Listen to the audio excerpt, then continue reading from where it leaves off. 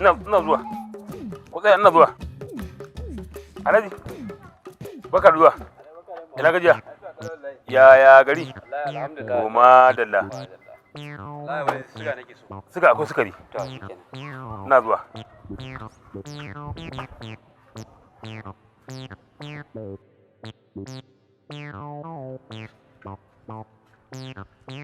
Ga sha Alhaji.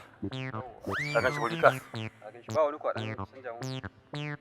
Wani buhu? Da wanda ya ɗan. Bari a kuma farki sabo.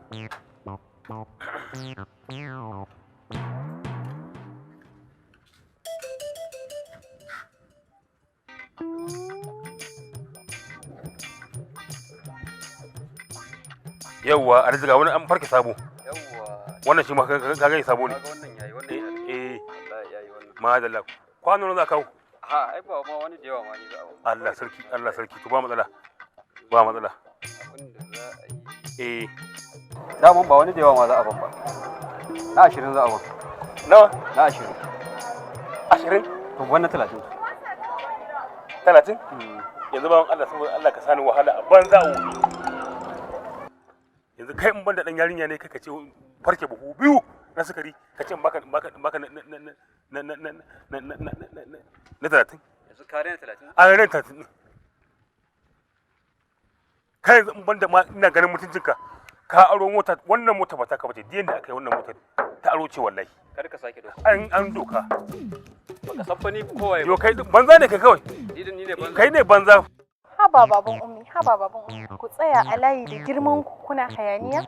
Yanzu bawan Allah nan yazo isame ni. Isa in farke buhu biyu na sukari. Wai karshe sai ce ba idan da 30. To in ba kai ba, ina rigima da customer. Wanda ba customer bane. Rabu da shi. Ran da kowa ta.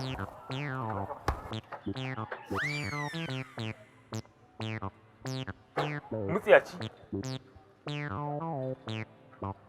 Karki biye masa. Dan iska ne kurin. Karki sa masa wa ne fusun sha'awar jibje karin ke wallahi tallahi. Dan kegiya. Sha'awar ne karki bashi waiki. Ba bashi barawo ne. Baba dan Allah kai hakuri. Ya ci ubansa.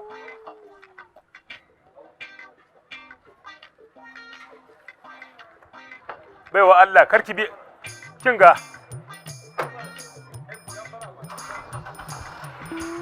Kai